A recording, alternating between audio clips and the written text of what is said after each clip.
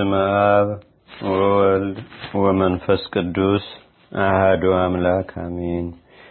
አንድ አምላክ በሆነ በአብ በወልድ በመንፈስ ቅዱስ ስም ሐምሌ 13 በዚህች ቀን የሀገረ ቅፍጥ ኤጲስቆጶስ አባ ብስንዴዎስ አረፈ። ይህም ቅዱስ ሰው መንኩሶ በታላቅ ገድል ተጠመደ። ቅዱሳት መጻሕፍትንም አጠና። ከቅዱሳት መጻሕፍትም ውስጥ የዳዊትን መዝሙርና የነቢያትን መጻሕፍት አጥንቶ ነበር። ከነቢያት ትንቢትም አንዳንዱን መጽሐፍ ያነብ ነበር። ትንቢቱ የሚነበብለት ነቢይም ወደ እርሱ መጥቶ ንባቡን እስኪፈጽም ይቆይ ነበር። ስለ እርሱም እንዲህ ተባለ። እርሱ እጆቹን አንስቶ በሚጸልይበት ጊዜ ጣቶቹ እንደ ፋና ይበሩ ነበር። እግዚአብሔርም በእጆቹ ታላላቅ ድንቆችንና ታምራቶችን አደረገ። እርሱም በዕድሜው ዘመን ሁሉ የሴት ፊት አላየም። ራሱን ወደ ምድር ያዘነብል ነበር እንጂ። በሆዷ ውስጥ ታላቅ ደዌ የነበረባትም አንዲት ሴት ነበረች። ከበዓቱ ደጅ ጠበቀችውና በድንገት አገኘችው። እርሱም ሮጠ፣ እርሷም ተከትላው ሮጠች። ወደ እርሱ መድረስም በተሳናት ጊዜ እግሩ የረገጠቻትን አንዲት እፍኝ አፈር ዘግና በእምነት በላች። ከደዌዋም ፈጥና ተፈወሰች። በአንዲት ዕለትም የሚያበሩ 3 ሰዎችን አየ። እነርሱም አንተ የእግዚአብሔርን ቤተክርስቲያን ትመግባት ዘንድ አለህ እያሉ መክፈቻ ቁልፍን ሰጡት። ከዚህ በኋላ ቅፍት በሚባል አገር ላይ ኤጲስቆጶስነት ተሾመ። የቁርባን ቅዳሴ በሚቀደስበትም ጊዜ ጌታችንን እጆቹ በመሰዊያው ላይ ሆነው ይመለከተው ነበር። መላእክቶቹንም በዙሪያው ቆመው ያያቸው ነበር። በአንዲት ዕለትም አንድ ቄስ ሊቀድስ ገባ።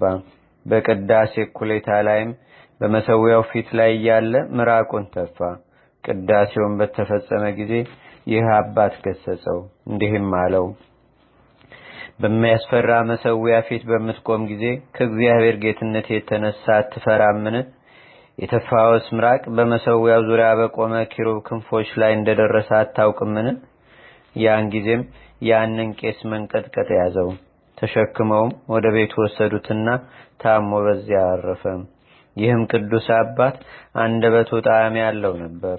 በሚያነብ ጊዜ በሚያስተምርም በሚመክርም ጊዜ አይጠገብም ነበር። የዕረፍቱም ቀን በቀረበ ጊዜ አውቆ ሕዝቡን ጠራቸውና አስተማራቸው፣ መከራቸውም። በቀናች ሃይማኖትም ይጸኑ ዘንድ አዘዛቸው። ከዚህም በኋላ ነፍሱን በእግዚአብሔር እጅ ውስጥ ሰጠ። ከሥጋውም ብዙ ተአምር ተገለጠ። ደቀ መዝሙሩ ከመግነዙም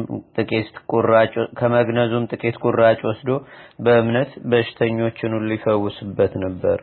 ለእግዚአብሔርም ምስጋና ይሁን። እኛንም በጸሎቱ ይማረን። በረከቱም በአገራችን በኢትዮጵያ በሕዝበ ክርስቲያኑ ሁሉ ላይ ለዘላለም አድሮ ይኑር አሜን። ሰላም ለብስንዴዎ ዘይነጽር ነቢያተ እስከ ይፈጽም አንብቦ እንተ ጸሐፋ ትንቢተ ወሰሚያ ካይበ ዘገብረ ትምህርተ ብሲጥ የትም ደዊሃ ወሕይወት ሕይወተ ማሰረ እግሩ ቅዱስ በሊያ መሬተ። ዳግመኛም በዚህች ቀን ከግብፅ ደቡብ ከቡና አውራጃ ጡህ ከሚባል አገር ቅዱስ አሞን ምስክር ሆኖ አረፈ። ለዚህም ቅዱስ ከእግዚአብሔር የታዘዘ መልአክ የመላእክት አለቃ ቅዱስ ሚካኤል ተገልጾለት ከእርሱ የሚሆነውን ሁሉ ነገረው። ከዚህም በኋላ ወደ እንዴናው ከተማ ሄዶ አውግስቶስ በሚባል መኮንን ፊት ክብር ይግባውና በጌታችንና በአምላካችን በመድኃኒታችን በኢየሱስ ክርስቶስ ታመነ። መኮንኑም በመንኮራኩር ውስጥ በእሳት ላይ በመጣል በእሳት ባጋሉት በብረት አልጋ ላይም በማጋደም ከላም ቆዳ በተሰራ ጅራፍም በውሽባ ቤት ማንደጃ ውስጥም በመጨመር ጽኑ ስቃይን አሰቃዩት። የራሱንም ቆዳ ገፈው በራሱ ላይ የእሳት ፍም አኖሩ። እግዚአብሔርም ያጸናው ነበር፣ ያለምንም ጉዳት ጤነኛ አድርጎ ያስነሳውም ነበር። ከዚህም በኋላ ክብር ይግባውና እግዚአብሔር ክርስቶስ በጎልማሳ አምሳል በብርሃን ሰረገላ ላይ ሆኖ ተገለጠለትና አጽናናው። እንዲህም አለው። ወዳጄ አሞን ሆይ እኔ ካንተ ጋር እኖራለሁ። ስምህን የሚጠራውን መታሰቢያህን የሚያደርገውን ሁሉ ወይም ገድልህን የሚጽፈውን ሁሉ እኔ በመንግስቴ ውስጥ አስበዋለሁ። ኃጢአቱንም እደመስሳለሁ፣ ሀገርህንም እጠብቃለሁ። ይህንንም ብሎ ሰላምታ ሰጥቶት ከእርሱ ዘንድ አረገ። ይህም ቅዱስ በስጋው ሳለ ታላላቅ ታምራቶችንና ድንቆችን አደረገ። ወዲያውኑም በሰይፍ ራሱን ቆረጡት። የሰማዕትነትንም አክሊል ተቀበለ።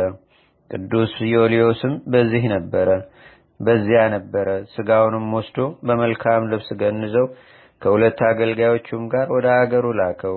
በላይኛው ግብጽም ታላላቅ የሆኑ ድንቆችንና ታምራቶችን እያሳየ እስከ ዛሬ ድረስም አለ።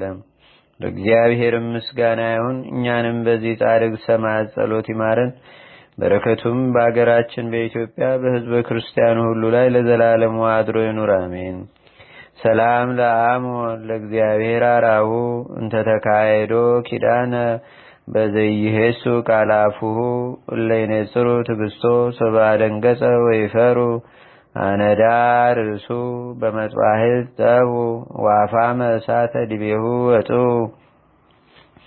አንድ አምላክ በሆነ በአብ በወልድ በመንፈስ ቅዱስ ስም ሐምሌ 14 በዚህች ቀን የጌታችንና የአምላካችን የመድኃኒታችን የኢየሱስ ክርስቶስ ጭፍራ ቅዱስ አብሮኮሮኒዮስ በሰማዕትነት አረፈ። በዚህችም ቀን የታላቁ አባት አባ መቃርስና የሰማዕቱ አሞኒዮስ መታሰቢያቸው ነው። ለእግዚአብሔር ምስጋና ይሁን። እኛንም በቅዱሳን መላእክት፣ ጻድቃን፣ ሰማዕታት፣ ደናግል፣ መነኮሳት፣ አበው ቀደምት ይልቁንም በሁለት ወገን ድንግል በምትሆን በእመቤታችን በቅድስተ ቅዱሳን በድንግል ማርያም ረድኤትና በረከት አማላጅነቷም በአገራችን በኢትዮጵያ በሕዝበ ክርስቲያኑ ሁሉ ላይ ለዘላለሙ አድሮ ይኑር፣ አሜን።